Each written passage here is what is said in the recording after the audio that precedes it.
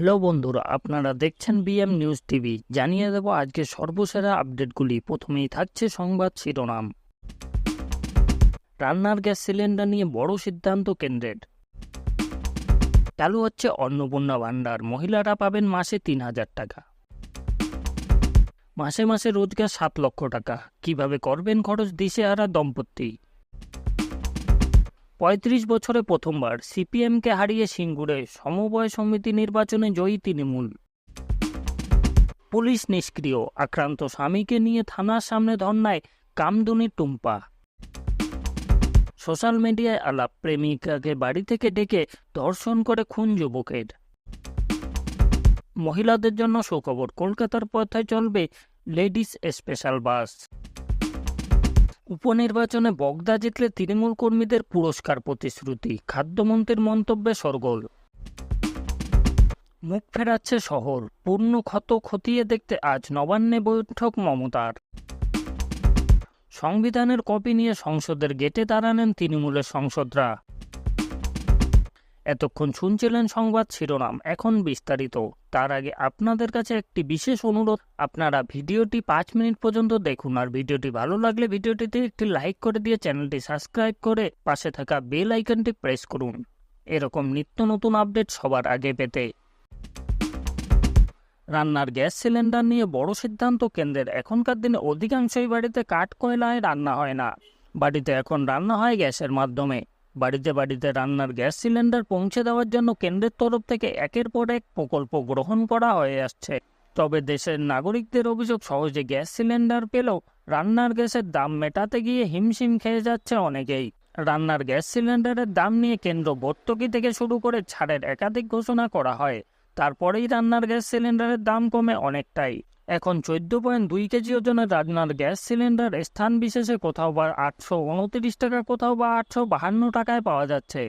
তবে এর থেকেও কমে 529 থেকে 552 অথবা একটুখানি এদিক ওদিক খরচে রান্নার গ্যাস সিলিন্ডার পাওয়া যায়। 500 থেকে 600 টাকার মধ্যে রান্নার গ্যাস সিলিন্ডার অবশ্য সমস্ত নাগরিকরা পান না। যে সকল গ্রাহকদের প্রধানমন্ত্রী উজ্জ্বলা যোজনা প্রকল্পের আওতায় রান্নার গ্যাস সিলিন্ডারের কানেকশন রয়েছে, তারা এমন সস্তায় রান্নার গ্যাস সিলিন্ডার পেয়ে থাকেন। কেন্দ্রের তরফ থেকে এই সকল উপভোক্তাদের আরও 300 টাকার ভর্তুকি দেওয়া হচ্ছে এবং তারই পরিপ্রেক্ষিতে রান্নার গ্যাস সিলিন্ডারের দাম এতটা কমে গিয়েছে। তবে প্রশ্ন হলো, এমন সস্তায় আর কতদিন রান্নার গ্যাস সিলিন্ডার পাওয়া যাবে? আপাতত প্রধানমন্ত্রী উজ্জ্বলা যোজনা প্রকল্পের সাধারণ গ্রাহকদের তুলনায় 300 টাকা কমে রান্নার গ্যাস সিলিন্ডার দেওয়া জারি থাকবে বলেই জানানো হয়েছে কেন্দ্রের তরফ থেকে। সুতরাং যে সমস্ত উপভোক্তাদের প্রধানমন্ত্রী উজ্জ্বলা যোজনার প্রকল্পের আওতায় রান্নার গ্যাস সিলিন্ডার রয়েছে, তাদের এই মুহূর্তে চিন্তার কোনো কারণই নেই। সরকারের ঘোষণা অনুযায়ী তারা 2025 সালের 31শে মার্চ পর্যন্ত এই সুবিধা পেয়ে থাকবেন। চালু হচ্ছে অন্নপূর্ণা ভান্ডার, মহিলারা পাবেন মাসে ৩,০০০ টাকা। লোকসভা নির্বাচনে লক্ষ্মীর ভান্ডার নিয়ে প্রচার চালিয়েছিল তৃণমূল, তার পাল্টা অন্নপূর্ণা ভান্ডারকে সামনে রেখে প্রচার চালিয়েছে বিজেপি নেতারা।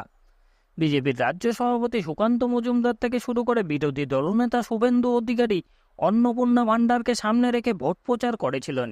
মেদিনীপুর লোকসভা কেন্দ্রের বিজেপি প্রার্থী অগ্নিমিত্রা পালও প্রচারে বেরিয়ে অন্নপূর্ণা ভান্ডারে মাসে ৩,০০০ টাকা করে দেওয়ার প্রতিশ্রুতি দিয়েছিলেন।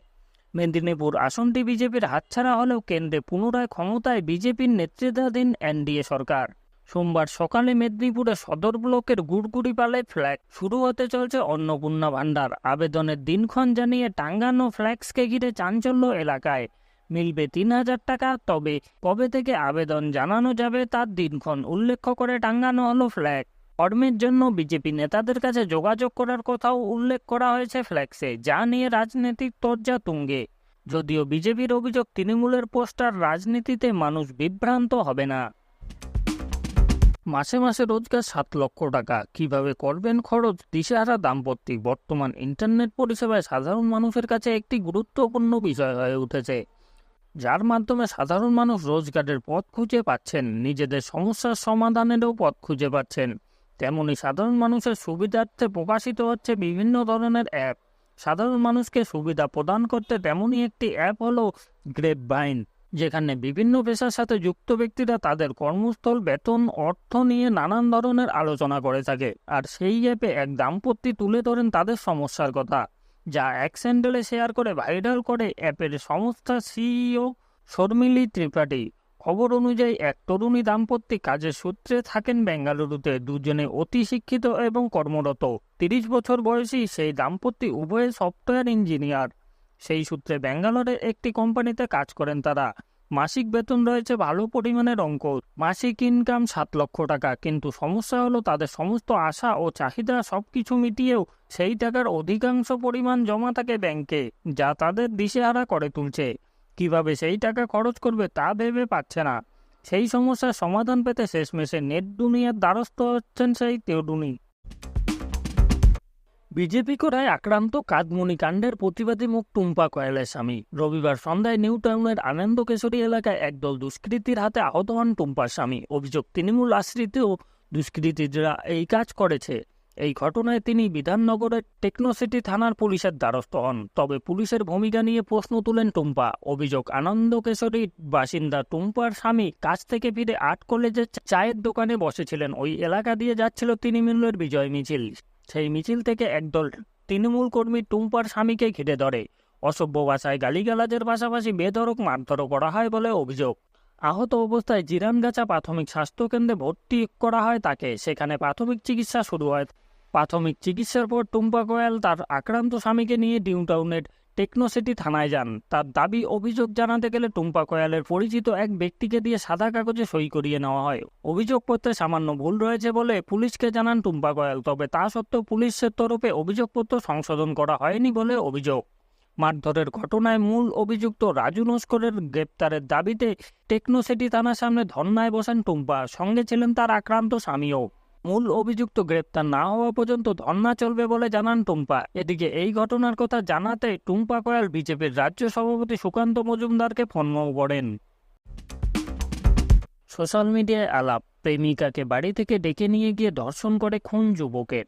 সোশ্যাল মিডিয়ায় অজয় মণ্ডল নামে এক যুবকের সঙ্গে পরিচয় হয় তরুণীর। অজয় মদনপুরের বাসিন্দা। নির্যাতিতার পরিবার নরেন্দ্রপুর থানা এলাকায় থাকেন। অভিযুক্তদের বাড়ির কাছাকাছি মামার বাড়ি তরুণীর।